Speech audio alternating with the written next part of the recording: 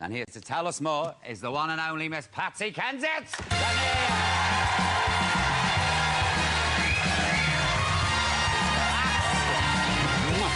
Hello, darling. Hello, Pats. Hello, nice to meet you.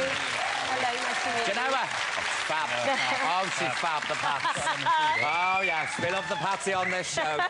Hello, Paul. How are you, gorgeous? I'm fantastic. How are you? Yeah. Where's your little striped top you had on before? Oh, it's upstairs. You look very nautical. I can see you in a 2K leaning against a yacht in that. Yeah, I can too, Yeah, but yeah. unfortunately it would be a rowing boat in a pond. The yacht wouldn't be. It's not in the I've got in a the friend budget. with a yacht.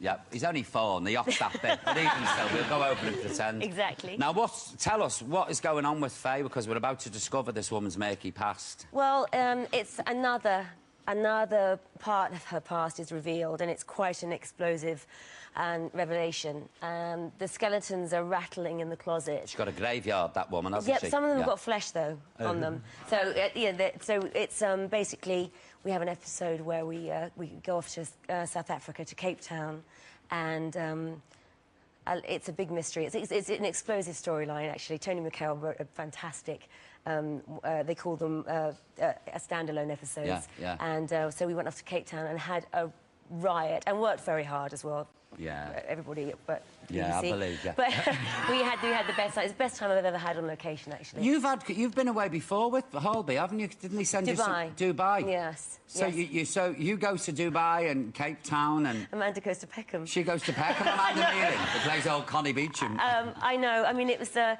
I only just joined the show when I did the Dubai shoot, so it was I was very nervous and about wanting, it's like starting at a new school when you go on these shows, because it's everyone's so connected and close, and so that was quite tough. But Cape Town was it was fantastic, and I had my 40th birthday when I was down there. Another birthday as Another well? one. No, I don't mean for you, I mean for us. Are you a Gemini, Patsy?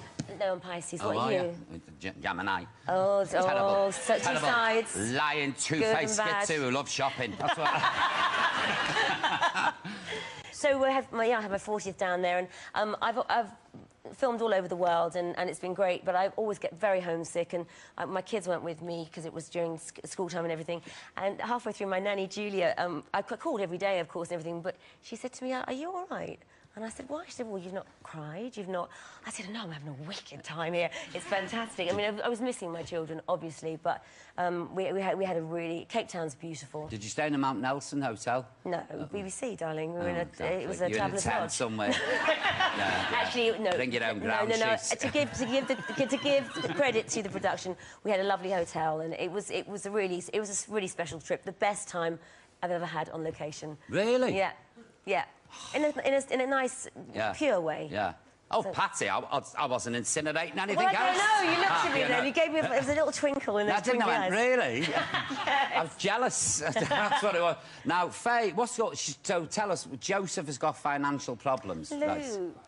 Joseph's got financial problems. No, Faye has. He's loaded. Oh, is it? Yeah, so Faye's got financial problems. Always. And Joseph is going to bail her out, is he? Well, she goes and asks him for some money because basically she's got her ex-husband, oh God, I lose count.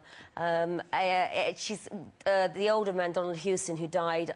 He had cancer, but he died from arsenic poisoning. Basically, they were. Oh, I mean, it just gets. Hang on, Patsy. So, who poisoned him with the arsenic? We don't know. We don't know. Now, if I was a magistrate, Patsy, the finger of suspicion would go... But his son is a hopeless addict, and... It was him. Well, Carl Houston. So basically, there was £20,000 in a suitcase that went missing, and we don't know who took them. Faye was a suspect, but they've moved on to Carl.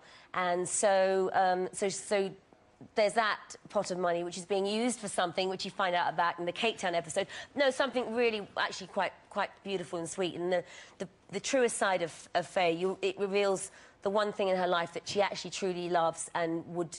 Licorice.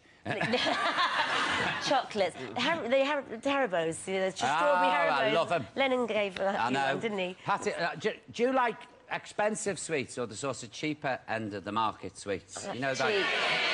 You know, fizzy shoelaces? No.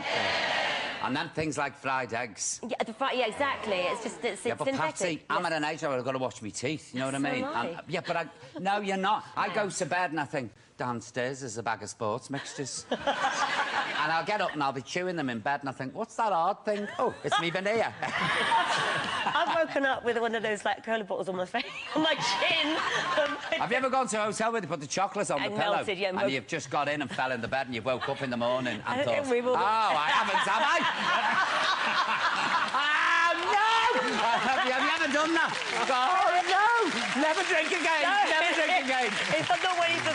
You've got a stalactite of chocolates hanging off your nose and you go, ah! Or there's mice or whatever. Look, we've got a clip here from tonight's episode. Yes. Bert, if you want, please.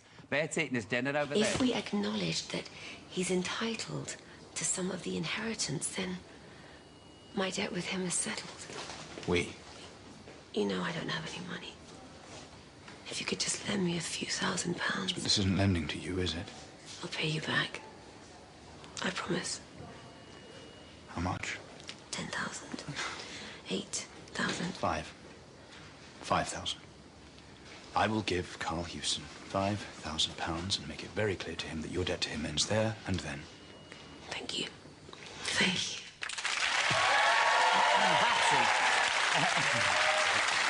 She's a devious woman, you know.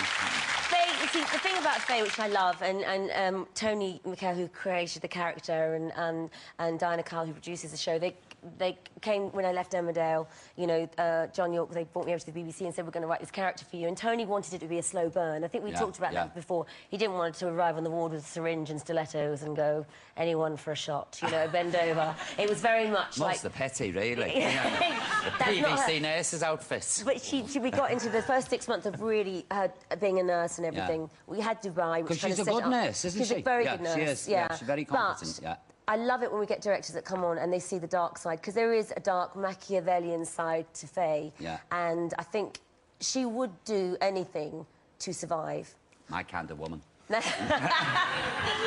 but she has an Achilles heel, which is revealed, and other things, and it's a whole journey. And I'm staying on for another 2 years. I'm so pleased there's a great journey we're going to go on, hopefully, among this wonderful ensemble cast. I mean, it truly is a group of fantastic actors, and you all have your sort of busy periods, and then I know it's most so well of them, balanced. you know, now and hold. I know, exactly. We love you. But you know what? We want you to come on, because I want to be a patient. I want to operate with Amanda on you, because I'm going to insist. We said this last time. Desperately. Yeah. Why aren't you listening to me out there? I'll be sissy directors of. I'm available soon. I've got no work. I'm unemployed. P45 and me. I'm signing on. Give us a job as a patient, and I'll be sissy. Do you know what I want to do? I want to run into outpatients screaming, "I need drugs" or something. That's fantastic. And then you go, it's me and you, and we have a struggle on the floor. And then Amanda comes and she puts you in a headlock. And then I have a massive heart attack, that's it. And then I've opened my heart surgery. No, I'd love to. We put it out there, let's go into the universe, exactly. and it could come. We just have to wait now. Absolutely. See what do you know what gets me with Holby? I'm always just eating me tea when it's on. And Amanda Mealing, or yourself, is holding a human heart. Anybody want this?